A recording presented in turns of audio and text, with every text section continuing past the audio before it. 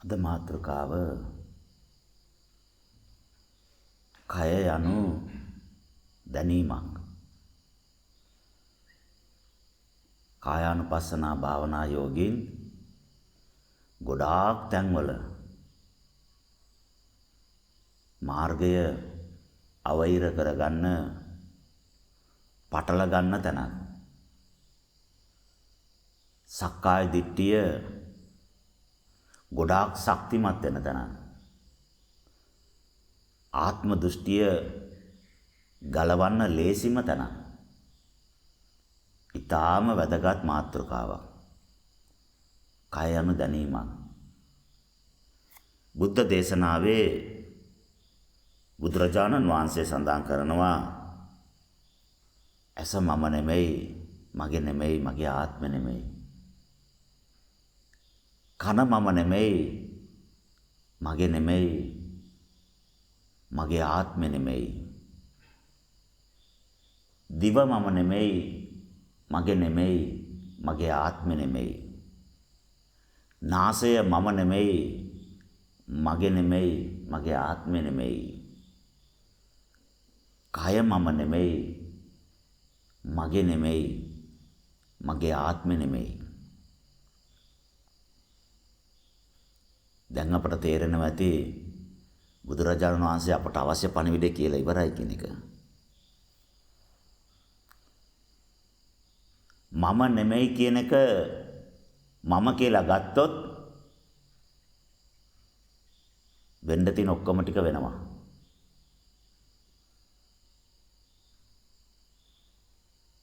මගේ නෙමෙයි කියන එක මගේ කියලා ගත්තොත් විඳින්න තියෙන සේරම ටික විඳින්න වෙනවා. මගේ ආත්මය නෙමෙයි කියන එක මගේ ආත්මය කියලා ගත්තොත් විඳවන්න තියෙන සේරම ටික විඳවලා කෙලවර කරන්න වෙනවා. ප්‍රශ්නවල මුල පටන් ගන්න. මේ පේන එක, ඇයෙන එක, දැනෙන එක, සිතෙන එක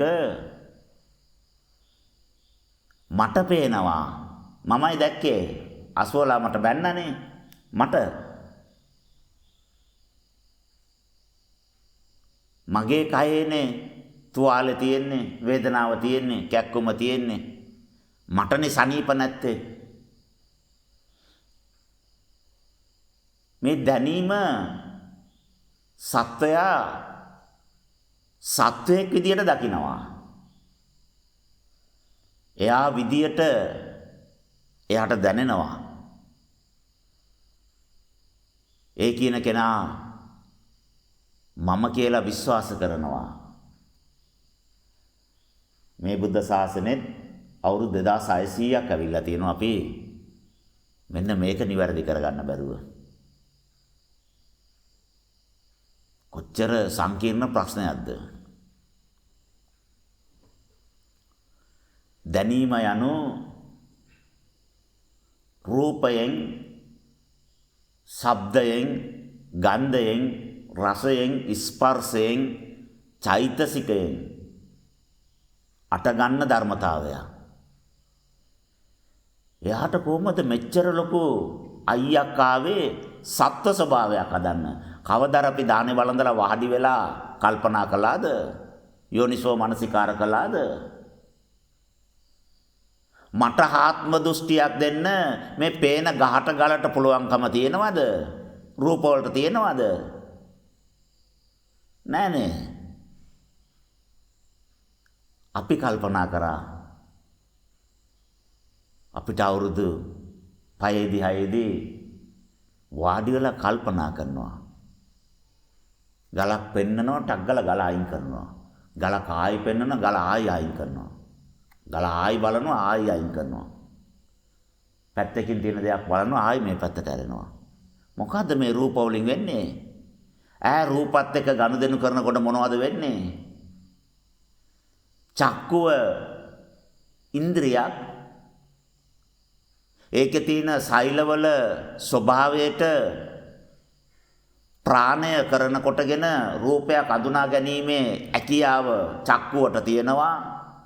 රූපයක් අඳුනගත්ත පළියට සත්වයක් ඇදෙනවද? එහෙනම් ඇසද සතා? මම කියන්නේ හැක්ද? ඉතින් ඊටු ටික කෝ? මෙච්චර ලොකු කයක් තියෙනවා. ඇහැ මම වුණා. ඇහෙන්ද මම නඩත්තු වෙන්නේ? මාව නඩත්තු කරන්න මේ ඈට තියෙන හැකියාව මොනවද? යෝනිසෝ මනසිකාර කළාද? යෝනිසෝ මනසිකාර කියලා කියන්නේ දාම් කාරණයක් නැවත නැවත මෙනෙහි කිරීම, ගවේෂණය කිරීම, පරිේෂණ කිරීම, මනසින් මෙනෙහි කිරීම කළාද අපි? කළා නම් මේ වෙනකොට මෙතන නෑ, කලින් පිරිනිවන් පාලා. දැන් මේ දැනීම විද්‍යාත්මකව දැනගන්න වෙනවා අපිට. නැත්නම් මේක ගලවන්න බෑනේ. 2600ක් ගලවන්න බැරුව අරන් ආවනම් එහෙනම් මේක බෑ කියන එක මම පිළිගත්තා. ලෞතර බුදුරජාණන් වහන්සේ ඉදිරියේ දනගාලා වැඳලා මම පිළිගත්තා. භාග්‍යවතුන් වහන්සේ මට මේක ගලවන්න බෑ. අසුවලා බැන්නාය, මෙසුවලා මගේ දෙමව්පියය, මම අසනීපය, කෑම රසය මට හිතුණා ඒඳ මම කළා. මේ වගේ මම කියන සංකල්පය මම මේ දැනීමෙන් පරිස්සම් කරලා අරන් ආවා. මේ සත්වය පුද්ගලයා මම පෝෂණය කළා. මේ දෘෂ්ටිය ගලව ගන්න බෑ. මේ දැනීමේ මුලාව තේරුම් ගන්න බෑ. භාග්‍යවතුන් වහන්සේ මම පරාජය පිළිගන්නවා. මාව බේරගන්න. ඔබ වහන්සේගේ සංගයා කරන කොටගෙන මාව ගලවා ගන්නට මම පරාජය පිළිගන්නවා. පිළිගත්තේ නැත්නම් 2600ක් වෙනකම් මොනවද මං කළේ? ඇහැට පේන රූපය රූපයක් විතරක් නෙමෙයි. අපට වැරදිච්ච තැන සුළු කරලා හිතනවා. අව탁සේරු කරනවා. අණු කෝටියක් එකතු වෙලා රූපයක් බවට පත් වුණාම භෞතික විද්‍යාත්මකව දකින්න ඕන දෙයක් ඒක. රූප ස්වභාවයෙන් රූපාවචර ධර්මතාවයෙන් අපි දැක්කා. අණු එකතු වුණා, රූපයක් නිර්මාණය වුණා. මොකද්ද දන්නේ නැහැ කියලා හිතුණා. ඇයෙන් තරංගේ ගියා. ඒ හිතනකොට ගියා. බලන්න ඕනේ කියලා හිතන හැම මොහොතෙම ප්‍රාණය තරංගයක් බවට ඇයෙන් පිටත් වෙලා ගිහිල්ලා ඒක මොකද්ද කියන එක හඳුර ගන්නවා. ඒ තරංගයේ නැවත ආවම චක්කුව හඳුනා ගන්නවා. ගිය තරංගේ ආපහු ආවම ලැබුණ පණිවිඩය මොකද්ද කියන එක. එයා සිතට කියනවා අසුවල ඇවිල්ලා ඉන්නවා. කවුද? ඇයි ගිය සැරේ අපට කෙසෙල් කනක් දීලා ගියේ? ඒක ඉදුන්නේ නැහැ. වහකට කුණු වුණානේ. ඔව් ඒක උලඟට ගහ කැඩුනා. පැයෙන්න කලින් කැනත් එක්ක ගහ පෙරළුණා. කැඩිච්ච ගහ කෙලින් කරන්නත් බෑ. ඊටු ටික ගහේ පස්සවන්නත් බෑ. ගහ කැඩිලානේ. අරියට පුෂ්ටිමත්ව පැයිච්ච නැති නිසා වෙළඳ පොලේ විකුණන්නත් බෑ. නිකන් දෙන්න බැරි නිසා විකුණ ගන්නත් බැරි නිසා විකුණ ගන්න පුළුවන් තත්ත්වෙට නැවතේ ගහපත් කරන්නත් බැරි නිසා කන කපලා කරේ තියන් ඇවිල්ලා අපට පූජා කළා. අපිත් ඒක සතියක් විතර තියලා බැලුවා මේක ඉදෙන්න බෑ මුරණ්ඩොයි. ඉදෙන්නේ නැහැ කියලා කෑ ගන්නවා. දුම් ගැව්වා, හඳුන් කූරු ඇල්ලුවා, දෙයි කැපුවා, ඒක වටේ වාඩි වෙලා පිරිත් කිව්වා. කරන්න තියෙන හැම තොইলයක්ම නටලා බොම අමාරුවෙන් ඇවිලි 3-4ක් ඉදෙව්වා. දියම දියරායි. සසර මෙච්චර දුකයි කියලා අපි තේරුම් අරන් හිටියේ නෑ. කෙසෙල් කන අපට කියලා ගියා ස්වාමිනී සසර හරිම දුකයි කියලා. ඒ උත්තමයා තමයි ඇවිල්ලා ඉන්නේ. මේ අයෙන් එච්චර තොරතුරු ආවා. කෙසෙල් කතාව දැන් වෙලා මාස ගාණක් වෙලානේ. මේ කෙසෙල් කනේ කතාව කොයිද තිබුණේ? ඒ මනුස්සයාගේ ඇඟේද? එහෙම දෙයක් ඒ මනුස්සයා කළයි කියලා මේ සම්පූර්ණ කතාව කොයි පොතේද ලියලා තිබුණේ? චක්කුව ඇතුලේ තියෙන පොතක්. මේක තේරුම් ගත්තේ නැති නිසා තමයි 2600ක් ආවේ. චක්කුව ඇතුලේ තියෙන පොතක්. චක්කු ප්‍රසාදය පොතේ නම. නිවන් මාර්ගය කියලා අපි ලියන්නේ පොත්. ඒ වගේ චක්කු ප්‍රසාදය වෙලුම 1 2 3 4 කියලා ඒක ඇතුලේ තියෙනවලු පොත්. පොත් 7ක් තියෙනවා. තරංග මට්ටම් වලට සාපේක්ෂව පොත් 7ක් තියෙනවා. පොතේ නම චක්කු ප්‍රසාදය. අර තරංගේ වෙලා වැදුනා. වැදිච්ච ගමන් පස්වෙනි පොතද හයවෙනි පොතද කියලා ගත්තා. හැරිලා බැලුවාම අන්න අසුවලා ඇවිල්ලා ඉන්න අර කෙසෙල් කර පූජා කරපු උත්තමයා. තරංගේ අර විඥාණයට දුන්නාම විඥානයේ තොරතුරු ටික තියෙනවනේ. අසංකය කෝටි ගානක තොරතුරු ටික තියෙනවා. ඒ තොරතුරු වලින් අඳුර ගන්නවා ඇම්බුම් කෙනක් ගෙනල්ලා මේ මිනිස්සයා අපිව දාපු අමාරුවේ. පිරිත් කියලා එපා වුණා. අන්තිමට කෙසෙල් කෙන කතා කරලා කිව්වා පිරිත් කියන්න එපා හාමුදුරනේ මං හිතෙන්නේ නැහැ. මාව ඉදවන්න උත්සාහ කරන්න එපා මම මුරණ්ඩොයි. ආරිම හිතුවක්කාරයි. දුම් ගහලා බැලුවා හඳුන් කූරුපත්තු කරලා බැලුවා වැඳලා බැලුවා. ඉදුන්නේම නැහැ. ඒ කෙසෙල් කෙන පූජා කරපු උත්තමයා සිතේ තොරතුරු ටික තියෙනවා. එනම් මේ රූපයක් ඇසට වැදුනාම රූපේ ප්‍රශ්නයක් තිබුණේ නැහැ. හැබැයි මේ රූපය හඳුනාගත්ත ආයතනය සලායතනවල ඇස කියන ආයතනය මේ චක්කුව ඒ චක්කුවට අම්බෙච්ච සෑම රූප තරංගයක්ම එක පිටපතක් ගානේ ගබඩාවේ තියාගෙන ඉන්නවා. ඒ තොරතුරු වලට අනුව එයා අම්බෙච්ච තොරතුර මොකද්ද කියන පණිවිඩය විඥාණයට දෙනවා. එතකොට ඇසෙන් එන තොරතුරු, කනෙන් එන තොරතුරු, ගඳෙන් එන තොරතුරු, රසෙන් එන තොරතුරු, ස්පර්ශයෙන් එන තොරතුරු, තරංග වලින් එන තොරතුරු කියලා ආයතන හයේම තොරතුරු ටික එකතු කරලා වෙනම පොත් හයක් එයා ලියාගෙන ඉන්නවලු ගබඩා හයක්. එක පොතකට කොටස් 7යි 7/6යි. හරිම ලස්සනයි. ඒක ලයිබ්‍රරියක්. ගෙවල් වල පොත් තියෙනවා. සේරම ගෙවල් වල පොත් එකතු කරාම ඔක්කොම ටික එක තැන තියෙනවා පුස්තකාලේ. සිත පුස්තකාලයක් වගේ. ඇයෙන් දුන්නලු රූපය ඒකට අදාළ පොතෙන් බැලුවලු මොකද්ද කතන්දරය කියලා අන්න අසුවල් කතන්දරේ. මම හිතනවා මේක සිතෙන් ආපු තොරතුරක් නෙමෙයි දැක්ක ඇහෙන් තමයි මේක ආවේ. හිතෙන්න පුළුවන් නේ. චක්කු ප්‍රසාදයේ තොරතුරු වලින්නේ ඒ ඇඳින්වීම ආවේ. ඒ වැදිච්ච රූපය අරගෙන ඒ රූපය කලින් තියෙන තොරතුරුත් එක්ක සංසන්දනය කරලා සිතට දුන්නට පස්සේනේ අඳුනගත්තේ මේ අසුවලා කියලා. අසුවලා කරපු දේවල් අසුවලාව අපි අඳුරන්නේ කොයි කාලෙද? හොඳ දේවල්, නරක දේවල්, හරි ගිය දේවල්, වැරදිච්ච දේවල් ඔක්කොම ටික අවදි වුණාම මම හිතලා මේ ඇහි තමයි අවදි වුනේ. ඒ චක්කුවේ තිබිච්ච තොරතුරු චක්කු ප්‍රසාදයේ තොරතුරු වලින් තමයි මේ ඔක්කොම ටික දැනෙන්නේ. සිතක් කියලා එකක් නෑ, පේන්නේ නෑනේ, දන්නේ නෑනේ. අදවත ආශ්‍රිතව අඩපතක් පමණ ලේ ඇසුරු කරගෙන සිත කියලා එකක් වාසය කරනවා කිව්වට දැකපු කෙනෙක් නෑනේ. දන්න මිනිස්සු ඉන්නවා ලස්ස ගානක් පිරිනිවන් පාලානේ. දැකපු මිනිස්සු නෑනේ. එනම් මේක ඇයෙන් තමයි අඳුරගත්තේ, ඇයෙන් තමයි දැනගත්තේ, ඇයෙන් තමයි මේ තොරතුරු ටික ඔක්කොම මතක් වුණේ, අවදි වුණේ. එහෙනම් ඇහැ කියන්නේ සතෙක්. සාධාරණයි.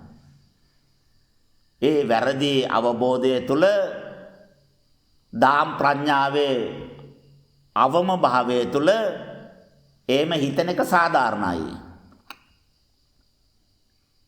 දැක්ක ගමන් මං අඳුරගත්තා. ඇහෙන් අඳුරගත්තා. එහෙනම් ඈ ගලවල වෙනම තිබ්බොත් රූප අඳුර ගන්නවා. ඈත එනකොට මම දැනගත්තා අසවලා ඉන්නේ කියලා. මේ ඇහෙන් අඳුරගත්තේ. ඇහෙන් තමයි තේරුම් ගත්තේ. ඇහෙන් තමයි මතක් වුනේ. ඒ නිසා මමම කියනවා භාග්‍යවතුන් වහන්සේ ඇස මම වෙමි. ඇස මම වෙමි, මගේ වෙමි. ඒක තමයි මගේ ආත්මය. ඇහෙන් තමයි ඔක්කොම තේරුම් ගන්නේ. ඇහෙන් තමයි ඔක්කොම දැනගත්තේ. තේරුම් ගත්තේ, පිළිගත්තේ, අඳුරගත්තේ. දැන් පුද්ගලයෙක් වෙලා සත්වයෙක් වෙලා කරන කොටගෙන සක්කාය දිට්ඨිය ශක්තිමත් වෙලා ඒ හේතුවෙන් අප්‍රමාණ ඉපදිලා භවයේ යනවා.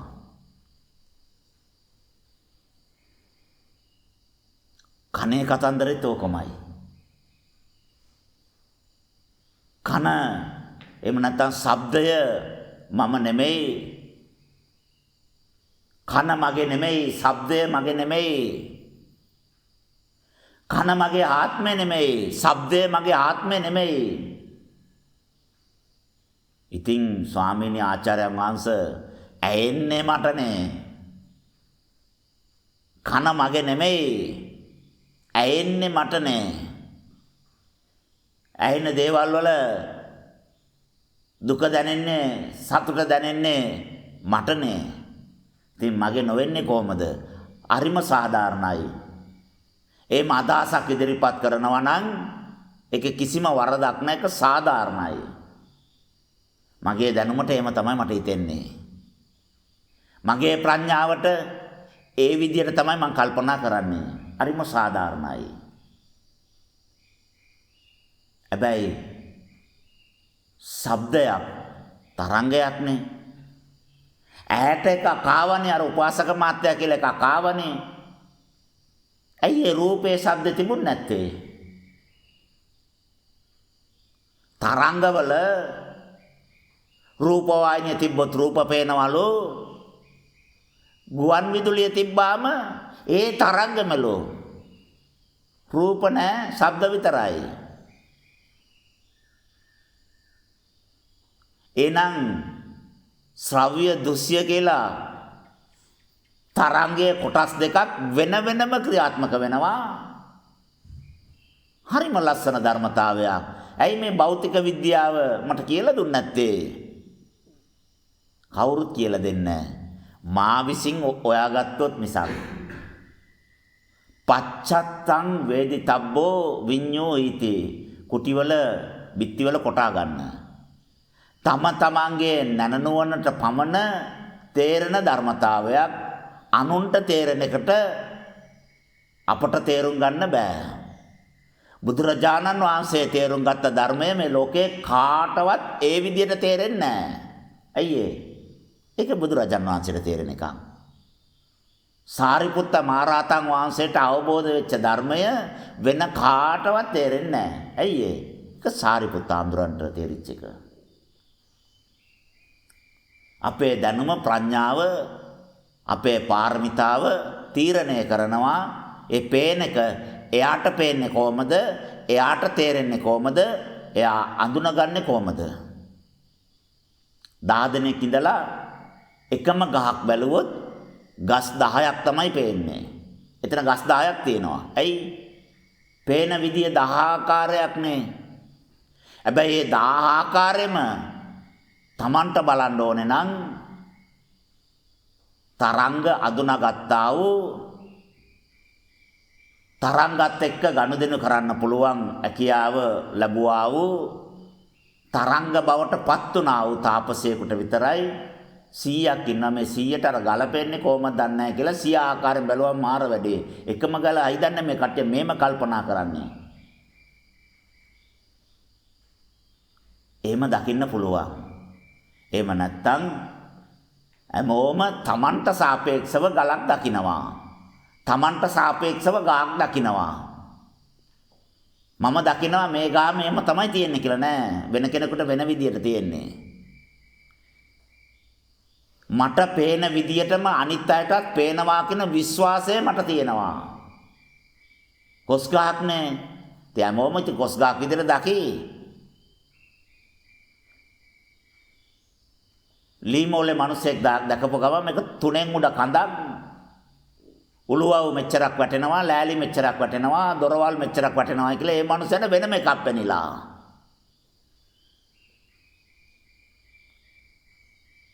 ඒන් කොටන ගොවි උපාසෙක් දැක්ක ගමන් කියනවා මේකේ අතු වැඩි, මේ ගායට මොකවත් අදන්න බෑ. ඉරෙලිය වැටෙන්නේ නැහැ, මල් පිපෙන්නේ නැහැ, ගෙඩි හැදෙන්නේ නැහැ, අතු ටික පහන්න ඕනේ.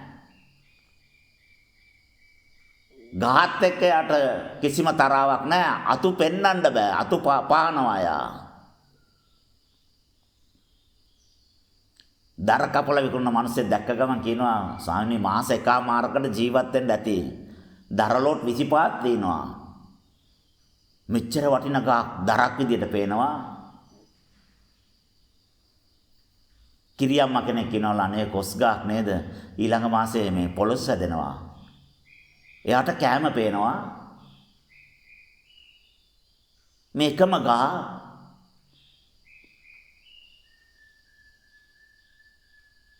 කෙනෙක් දැක්කම බය වුණාලු. මොකද ඒගොල්ලන්ගේ තාත්තා නැති වෙලා තින්නේ කොස් ගහට නැගලා කොස් ගහෙන් වැටිලා. ඒ ගහ දැක්ක ගමන් එයාගේ සිත කලබල වෙනවා. මානසිකව පීඩාවටපත් වෙනවා. ගහ දැක්කම බය වුණාලු. ඇයි මේම වෙන්නේ? අපේ ප්‍රඥාව, අපේ පාරමිතාව, අපේ දැන නුවණ තමයි තීරණය කරන්නේ අපේ හැට පේන්න ඕනේ කොහමද කියන එක. අනිත් අයට පේන දේ අපට පේන්නේ අපට පේන දේ අනිත් අයට පෙනෙයි කියලා විශ්වාස කරන්නත් බෑ. එහෙනම් අනිත් අය දැකපු ගහ මම දැකලම නැහැ. එතකොට මම කියන ගහ මම දැකපු ගහ. ඒ ගහ ඒ අය දැකලා නැහැ. ඒ අය දැකපු නැති ගහක් ගැන මම විස්තර කරනවා. මම දැකපු ගහ මම අඳුරනවා. ඒ නිසා මම ගොඩාක් දේවල් දන්නවා. හැබැයි ඒ ගහේ කොළයක්වත් අනිත් අය දැකලා නැහැ. කිසිම දෙයක් අඳුරගත්තේ නැති, දන්නේ නැති, මගේ ගා දැකලම නැති කට්ටියකට මගේ ගා ගැන රස කර කියනවා මම. තේරෙයිද අයට? තේරුම් ගනීද අය? මේකවත් තේරුම් ගත්තේ නැහැ 2600ක් වෙලත් ඇස් පෙනිලා මට. 2600ක්ම මගේ ඇස් පෙනුණා. නමුත් මගේ ඈට පේන රූපවල මේම ප්‍රශ්න තියෙනවා කියලා මම දන්නේ නැහැ. රෝග ලක්ෂණ අඳුරගත්තේ නැහැ. චක්කුවේ රෝග ලක්ෂණ මේවා. අඳුරගත්තේ නැහැ. ඇස මම වෙමි, මගේ වෙමි, මගේ ආත්මය වෙමි කියලා එකක් නඩත්තු කළා. ඇස මම උනේ කොහමද? මගේ උනේ කොහමද? මගේ ආත්මය උනේ කොහමද කියලා කවදාවත් කල්පනා කළේ නැහැ. ඒකට සාකච්ඡාවක් මම දැම්මෙම නැහැ කාගෙත් එක්කවත්. අද කාලේන ධම්ම සාකච්ඡා අම්බෙන විවේක වෙලාවල් හැම එකකම සාකච්ඡා කරන්න ඕනේ. යෝනිසෝ මනසිකාර කරන්න ඕනේ. සාකච්ඡා කියන්නේ තමන් එක්ක. තමන්ගේ මනසත් එක්ක සාකච්ඡා කරන්න ඕනේ. විමසන්න ඕනේ. ඇයි මට ඇයෙන දේවල් මගේ කියලා මට හිතෙන්නේ? ඇයි මට තරහා යන්නේ? කනේ ප්‍රශ්න යන්නේ. තරංගයක ගඳ නැද්ද? අණුවල රස නැද්ද? අණුවල භ්‍රමණ වේගය නිසා පීඩනයක් නැද්ද? ඒ අණුවලට රූප ස්වභාවය නැද්ද? ශබ්දේ නැද්ද? ස්පර්ශ වෙන්නේ නැද්ද? තරංග ස්වභාවයක් නැද්ද? තොරතුරු ගබඩා වෙලා නැද්ද? ඇලෙන ස්වභාවයක් නැද්ද? ගැටෙන ස්වභාවයක් නැද්ද? අණුවල තියෙන සෑම ගුණයක්ම වෙන වෙනම අඳුන ගන්න ආයතන තිබුණොත් අස කන දිව නාසය සම සිත කියලා කියනවා වාගේ ආයතන 32ක් වෙනකම්ම ඒ තරංගයේ තොරතුරු 32ක් ආකාරයට දැනෙන්න ගන්නවා. දැන් මොකද කරන්නේ? ආර්ය 32 මාර්ගය කියලා තමයි කියන්නේ. ආර්යවරුන්ගේ 32 ආකාර මාර්ගයක්.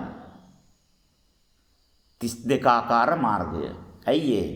32ක් තේරුම් ගන්න ඕනලු ගැලවෙන්න. එහෙනම් අපේ පෙර වාසනාවට විශ්වය පරිණාම වෙනකොට අයක් තමයි පරිණාම වෙලා තින්නේ. එහෙනම් 90ක ගුණ 32ක් තිබුණට අනුභ්‍රමණය වීම නිසා වර්ණයක් ඇති වෙනවා. ඒක ගැලවුණාම ඇති. අනුභ්‍රමණය වෙන නිසා ශබ්දයක් එනවා. කනෙන් ගැලවුණාම ඇති. අණුවල භ්‍රමණ වේගය නිසා තරංගයක් එනවා. ඒකේ ගඳ සුවඳ තියෙනවා. ඒකෙන් ගැලවුණාම ඇති. භ්‍රමණය වෙන අණු ස්පර්ශ වුණාම රස දැනෙනවා. ඒකෙන් ගැලවුණාම ඇති. අණු ඒක රාශි වීම නිසා ස්පර්ශයක් අට ගන්නවා. ඒකෙන් ගැලවුණාම ඇති. අණු ටික ගලනකොට තරංගයක් විදියට ගලාගෙන යනවා. ඒක චෛතසික විදියට සිටිවිලි විදියට පාළ වෙනවා. ඒකෙන් මිදුණාම ඇති. එහෙනම් අපිට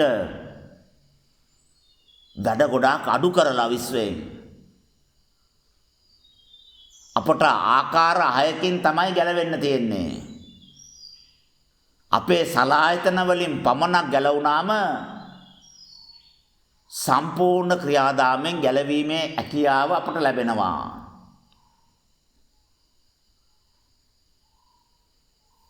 සත්වයක් ඉපදෙන්නේ සලායතන නිසා. සත්වයක් නිදාස් වෙන්නේ සලායතන නිසා. පින් කුසල් ලැබෙන්නේ සලායතන නිසා. පව් අකුසල්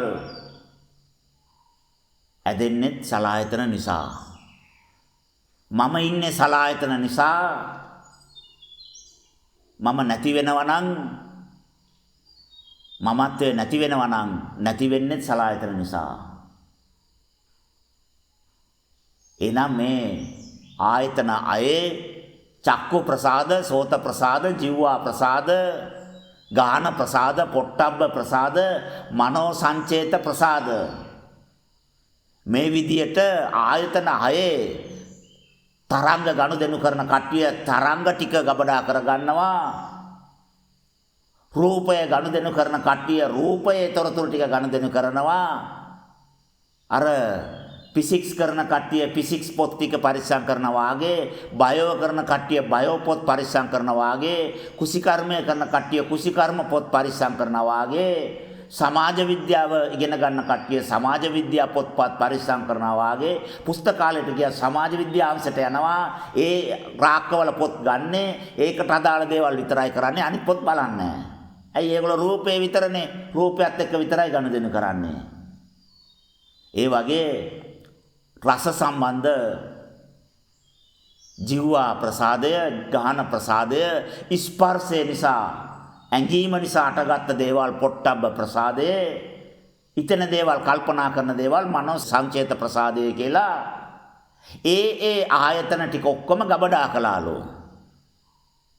සිත මුල් වෙලානේ කය හැදුනේ. සිතේ තියෙන කර්ම දුක සැප ක්‍රියාත්මක වෙලා ගෙවිලා ඉවර වෙන්න විඳින්න විඳවන්නනේ කය හැදුවේ. ඒ නිසා සිතේ කර්මවල අවශ්‍යතාවයට කය නිර්මාණය කරපු නිසා ආයතන වැඩ කරන්න ඕනේ සිතේ තියෙන තැම්පතු වලට අනුව. සලායතන වල මොනවද තැම්පතු තියෙන්නේ? ඒ සේරම තැම්පතු ටික එකම සිතක ගබඩා වෙලා තියෙනවා. සිත වෙන තැනකට ගියාම මේ කය ඒ විදිහටම හැදෙනවා. මෙතන හේතු ටික තියෙනවා, ඵලය අතන පරිසම් දෙනවා. ඇයි? සිතේ සේරම තොරතුරු ටික තියෙනවා. අලුතෙන් ගන්න ඒවා පිටපතක් සිතට දෙනවා. සිතේ පිටපතක් තියෙනවා. එතකොට චක්කුවේ යම් තොරතුරක් තියෙනවාද සේරම ටික සිතේ තියෙනවා. ශ්‍රෝතයේ යම් කිසි ප්‍රසාදයේ තැම්පතුවක් තියෙනවාද තොරතුරක් තියෙනවාද ඒ සේරම ටික සිතේ තියෙනවා. පොට්ටබ්බේ ක්‍රියාවෙන් ඇසිරීමෙන් ජීවිතෙන් අපි එකතු කරගත්තා වූ තොරතුරු මොනවද තියෙන්නේ? ඒක ඒ විදිහටම සිතේ තියෙනවා. එහෙනම් ආයතන හයේම වෙන වෙනම නඩත්තු කරන ඒ තොරතුරු ගබඩා හයේම තොරතුරු ගබඩා හයක් විදියට සිතේ තියෙනවා. බේරෙන්න නම් බෑ. කොයි විදියටද දැක්කේ? නැවත පේන්නේ ඒ විදියට. රාගෙන් බලලා බලන්න මාසයක් විතර කිරියම්මලා කොඳු නැමිලා ඇඹරිලා දාඩිය පෙරාගෙන හුටු අලාගෙන කෙල අලාගෙන යනවා. ඒත් රාගෙන් තමයි පේන්නේ. විරාගයෙන් බලන්න සත්පුද්ගල ස්වභාවය වයසට යනවා, ලෙඩ වෙනවා, වැරැලි වෙනවා, මරණයටපත් වෙනවා. ක්‍රමානුකූලව ඕජාව ගලලා දි รา පත් වෙලා පොළවට පස් වෙලා යනවා. නවසීවතෙන් බලන්න ඒ සත්ව ස්වභාවය තුළ අනිත්‍ය දකින්න මෙනෙහි කරලා බලන්න. රූ රජිනක් දැක්කත් එන වැදිච්ච වැඳිරියක් වගේ පේනවා. ඇයි ඒ? එයා දැකලා තින්නේ ඒ විදියට. ඒ නිසා පේන්නේ ඒ විදියට. ලෝකේ කවුරුත් අපට දුක් දෙන්නේ නැහැ. හැමෝම අපිව නිවන් දක්වන්න වෑයම් කරනවා. හොඳින් කියනවා ආන්න නැත්තම් තරවටු කරනවා. අපි අඩුපාඩු මේ කියන්නේ. තරවටු කරලා තැදුන්නේ ගහලා කියනවා. ඊට පස්සේ මේම කරලා වුණොත් ඒ කියන්නේ ඊට පස්සේ මේම කරන්න එපා ඉපදෙනවා. ගහලා කියලා යනවා. එහෙනම් ලෝකයේ සියලුම දෙනා මගේ නිවන වෙනුවෙන් මං වෙනුවෙන් දුක් විඳිනවා. ඒක වරදවා තේරුම් අරගෙන මම පරිගන්න උත්සාහ කරනවා. නිවැරදි කරලා බලන්නකෝ. බණින අයට වඳින්න හිතෙනවා. ගහන්න එන කෙනාට තේ හදනවා. ඇයි? ගැව්වට පස්සේ තේ හදා ගන්න බෑනේ. මොන වගේ ශරීර සෞඛ්‍යයක් තියෙයිද දන්නේ නැහනේ. කල්ලාතුව දාලා උණු වතුර බෝතලෙන් දාලා තියනවා. ගහලා යනකොට කියනවා මට අමාරුයි අර බෝතලේ තේ ටිකක් බීලා යන්න. ඒ මනුස්සයන් ඇයි දන්නේ? ගහන්න දෙනකොට ටක් ගාලා තේ කදලා තිබ්බා තේ බීලා යන්න. බොම පිං. ඒ මිනිස්සු සීනතුව වැටෙන්නේ නැද්ද? නැවත ජීවිතේ කවදාක්වත් තරහා ගන්න ලැජ්ජයි මේ මිනිසුන්ට. මේ වගේ බෝධිසත්වයෙකුට ගහලා මං කරගත්ත අකුසලයේ කියලා වල තේ බොන්න කලින් අඬලා වැළපිලා දනගාලා වැඳලා සමාව ගන්නවා. එයා ඒ දැකපු විදිය, තේරුම් ගත්ත විදිය. ආර්ය අෂ්ටාංගික මාර්ගයේ බුදුරජාණන් වහන්සේ දේශනා කළේ මේ සලායතනවල දැනීමක් අරගෙන තියෙනවා. ඒ දැනීමේ ආයතනයේ තොරතුරුත් එක්ක සම්බන්ධ වෙලා යම්කිසි පෙර මතකයන් අවදි කිරීමේ හැකියාවක් තියෙනවා. ඒ අවදි වෙන නිසා දැක්ක ගමන් අඳුර ගන්නවනේ. ඇයිච්ච ගමන් භාෂාවෙන් වචනෙන් තේරුම් ගන්නවනේ. කාපු ගමන් පරිප්පු කියලා දැනගන්නවනේ. ඒ නිසා දිව තමයි පරිප්පු හඳුරගත්තේ. කන තමයි ප්‍රකාශය තේරුම් ගත්තේ. ඇස තමයි රූපය හඳුනාගත්තේ. එහෙනම් මම වෙමි, මගේ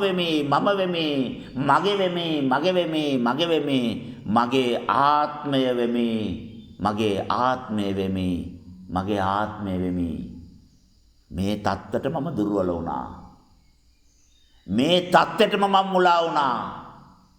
මේ தත්තටම මේ විශ්වය නම් විශ්වවිද්‍යාලේ අසරණ වුණා. උපාධිධාරියෙක් වෙන්න ඕනේ, සෝතාපන්න වෙන්න ඕනේ, සකෘදාගාමි වෙන්න ඕනේ, අනාගාමි වෙන්න ඕනේ, රාහත් වෙන්න ඕනේ. විශ්වය නම් විශ්වවිද්‍යාලයේ මහාචාර්ය කෙනෙක් බවට පත් වෙන්න ඕනේ. පළවෙනි සෙමිස්ටරෙම ෆේල් වෙලා විශ්වෙන් එළියට යනවා යා. ඇයි ඒ? ඉගෙන ගත්තේ නැහැ. හරියට තේරුම් ගත්තේ නැහැ. කයත් එක්ක සංසන්දනය කළේ නැහැ. ක්‍රියාදාමයේ තුල සිද්ධ වෙන දේවල් මානසිකාර කළේ නැහැ. අවබෝධ කරගන්න උත්සාහ කළේ නැහැ. පෙරදුනා. එයා ජීවිතයෙන් පෙරදුනා. මාර්ගයෙන් පෙරදුනා. කය යනු දැනීමං ආයතන හයේ දැනීම චක්කු විඥානය, සෝත විඥානය, ජීවා විඥානය, පොට්ටබ්බ විඥානය, මනෝ සංචේත විඥානය, ගාහන විඥානය. මෙන්න මේ විඥාන ටික තමයි, මේ දැනීම තමයි මෙච්චර ලොකු ප්‍රශ්නයක් අපේ ජීවිතවලට ඇති කරලා තියෙන්නේ. දැන්වත් පේන්නේ මට නෙමෙයි ඇසට. ඒක ඇසේ ප්‍රශ්නයක්. අර මිනිස්සයා බයිනේව ඇයෙන්නේ කනට. මට නෙමෙයි ඒක කනේ ප්‍රශ්නයක්. දැනෙන්නේ ඇඟෙන්නේ සිතෙන්නේ මට නෙමෙයි. ඒවා ඒ ආයතනවල ප්‍රශ්නයක්. මට පේන්නේ හැයෙන්නේ දැනෙන්නේ හැඟෙන්නේ මොකවත් නැහැ. ඒම වෙන දේවල් තේරුම් ගන්න පුළුවන් හැකියාවක් තියෙනවා සිතට. සිත තේරුම් අරගෙන සුදුසු දෙයක් කරයි. ඒකත් මගේ ප්‍රශ්නයක් නෙමෙයි. දැන් මගේ රූපෙන් රහතන් වහන්සේ නමක් නිර්මාණය වෙලා නැද්ද?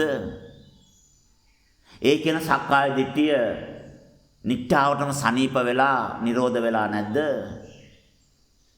පේන දේ ඇසේ ප්‍රශ්නයක්. තේරුම් ගන්න එක සිතේ ප්‍රශ්නයක්. සිත බලලා මොනාරි කරයි. මොනාරි කරමු. ඉවසලා ඉඳලා අන්තිමට බලලා මොනාරි කරමු. සිත කරයි. ඇයි මම කරන්නේ? ඇයි මට කරන්න උවමනාව ඇතෙන්නේ? මගේ උවමනාවට කරන්න පෙළඹෙන්නේ ඇයි? ආත්ම දෘෂ්ටිය, සක්කාය දිට්ඨිය පහසුවෙන් ගලවන්න පුළුවන්. ආයතන 6 තැම්පතු. ඒ ආයතනේ ගණදුනත් එක්ක සම්බන්ධ වෙලා ඒ තොරතුරු දැනීමක් විදියට මතුවෙනකොට ඒක සිත කරගන්න එපා. මම කරගන්න එපා. මගේ කරගන්න එපා. ඒ තොරතුරු වල ගනුදෙනුව දැනගන්න. ඒ තොරතුරු වල ක්‍රියාකාරී ස්වභාවය දැනගන්න. ඒ තොරතුරු අවදි වීම නිසා අටගත් අඳුනා ගැනීමක්, දැන ගැනීමක්, තේරුම් ගැනීමක් බව තේරුම් ගන්න. ඒ ආයතන හැම එකේම තොරතුරු විශ්ලේෂණය කරලා, පරිශන කරලා, සංසන්දනය කරලා තීරණයට එළඹීමේ හැකියාව මට නෑ, මගේ සිතට තියෙන්නේ. සිතවිලි වල තොරතුරු ටික දැනගන්න. හැම චෛතසිකයක්ම වෙන වෙනම අඳුර ගන්න. ඒ හැම චෛතසිකයක්ම ඊළඟට කරන්න යන්නේ මොනවද? මේ චෛතසික වල ස්වභාවය දැනගන්න. හොඳ දේවල් වලට ක්‍රියාත්මක වෙන්න අනුමැතිය දෙන්න. දුකට හේතු වෙච්ච සිතුවිලි ටික ධාරිතාව අඩු වෙලා දිය වෙලා යනකම් ප්‍රතිචාර දක්වා බලාගෙන ඉන්න. ඒ හැම දෙයකම සම්මා සතිය පුරුදු කරන්න. සතර ඉරියව්වෙන් ප්‍රශ්නේ විසඳුණා. හරියට වැඩුවොත් උපරිම අවුරුදු 6යි. සේරම ටික විසඳෙනවා. දැනීම කියන්නේ මොකද්ද? දැනෙනකොට ඒ දැනෙන ආයතනයේ තියෙන තොරතුරු වලට වෙන්නේ මොනවද? ඒ තොරතුරු වලින් අවදි වෙන තොරතුරු ටික අඳුනා ගත්තාම මට මොනවද වෙන්නේ? ඊට පස්සේ සිතෙන් ගන්න තීරණ වලට ඒ දැකපු දේ ඇයිච්ච දේ සම්බන්ධයෙන් මොන වගේ ක්‍රියාදාමයක්ද වෙන්නේ? ඒ නිසා අට ගන්න දුක, ඉපදීම, පැවැත්ම. ඒ නිසා සසර මගේ වෙලා, ඉපදීම මගේ වෙලා, දුක මගේ වෙලා, විඳීමේ අයිතිය මට පැවරිලා. මේ ආක යන මිනිස්සෙකුට තමයි ගල වැදිලා තින්නේ. ගැව්වේ අතුරකටලු ගහක වැදිලා දිශා වෙනස් වෙලා නිකන් ආක ඉන්න මිනිස්සෙගේ ඔළුව පැලනවා වගේ වෙලා නැද්ද? කොයිදෝ තින ඇහි කනේ දිවේ සමේ ප්‍රශ්නෙට මම විඳවනවා. අඬා විඳවනවා. ඉපද ගෙවනවා. මෙන්න මේ දැනීමේ ධර්මතාවය, ගනුදෙනුවේ ධර්මතාවය, තැම්පතු වල ක්‍රියාකාරීත්වය මනාකොට තේරුම් ගන්න, නිරෝධ කරන්න, සම්මා සතිය උපරිම පාවිච්චි කරන්න, සතර ඉරියව්වෙන් වඩන්න. අපි සියලු දෙනා මේ භවයේ පිරිනිවන් පාමු. සියලු දෙනාටම තෙරුවන් සරණයි.